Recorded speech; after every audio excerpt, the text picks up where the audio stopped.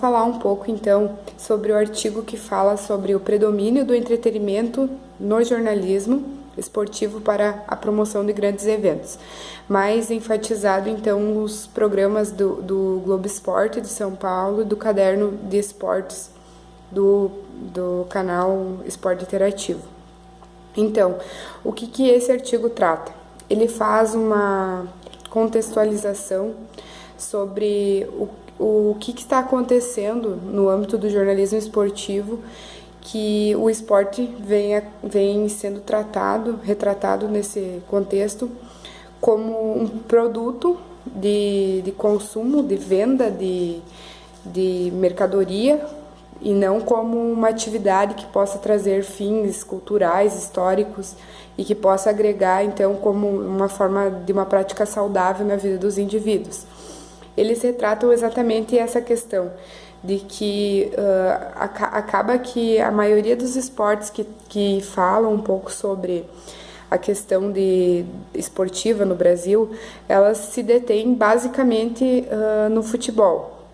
Quase que 90% do que os esportes, o jornalismo esportivo retrata é falar sobre o futebol, sobre as contratações, sobre como os jogadores passaram a entrar no contexto de consumo, sabe? Que eles passam a ser garoto propaganda de várias marcas, induzindo cada vez mais ao consumo, a transformar essa visão do esporte mais voltada para o consumismo, para a globalização, para algo mais que acaba sendo desfocado do que realmente deveria levar para o lado da questão esportiva, para tratar das questões sociais que envolvem o esporte, as questões políticas que tem por trás, como a gente vem vendo ultimamente vários escândalos relacionados à parte esportiva, que a mídia não acaba por retratar. Muitas vezes ela fala mais sobre superficial, assim, sobre o que está acontecendo, mas que no caso eles acreditam que importe mais ao telespectador saber como que foi o resultado do jogo de ontem, e não importa quais são os benefícios que, por exemplo,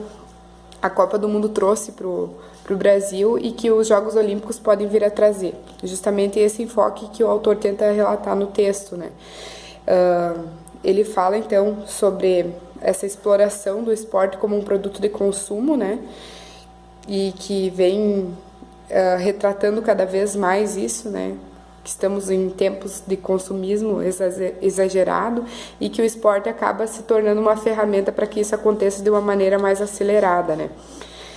Então ele relata também essa questão de que falta embasamento histórico, muitas vezes nas matérias, né? Que apresentam assim de forma muito superficial algum dado sobre o desenvolvimento de algum tipo de modalidade no Brasil e que raramente apresentam diversidades, né? Apesar dele relatar que Caderno de Esportes, ele tenta buscar um enfoque mais em competições mais, digamos assim, menos conhecidas pela população, né? Para tentar trazer justamente para a mídia, para tentar dar um enfoque, então, para esse tipo de modalidade em si, mas nada, nem o Globo Esporte, nem o Caderno de Esportes, eles têm um estudo mais aprofundado em relação a essas características econômicas, políticas, sociais e educacionais relacionadas ao esporte. Fazendo uma relação, então, com um texto estudado na unidade anterior da matéria de práticas corporais, que era sobre o que é esporte, que tratava de elementos de uma compreensão histórica a partir da construção do esporte, né? Fazendo uma ligação, então, entre os dois textos, eu poderia citar, por exemplo, que no texto de O que é esporte, tem trechos que falam justamente sobre o localismo globalizado, que é as práticas e os modos de vida que acabam sendo difundidos em todo um planeta.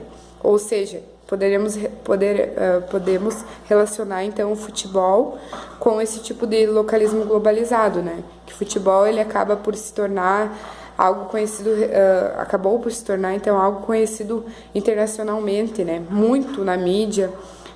Se um jogador lá fora do Brasil, ele faz muito sucesso, geralmente ele é usado aqui no Brasil, tanto aqui quanto lá, como garota propaganda. Entra nessa questão também da exploração do esporte como um produto de consumo, justamente que o autor cita, que é o que vem acontecendo na mídia.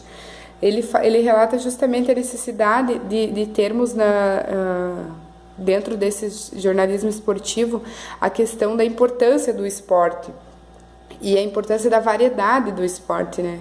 A constituição histórica e cultural que vem por trás dele, por que devemos praticar, por que devemos valorizar esse tipo de prática, porque assim como o futebol, existem muitas outras modalidades que demandam de muito esforço do seu praticante, a questão assim que envolve histórica por trás dessa modalidade, a importância que ela trouxe, que ela veio agregando durante seu desenvolvimento, justamente essa questão acaba por se tornar mais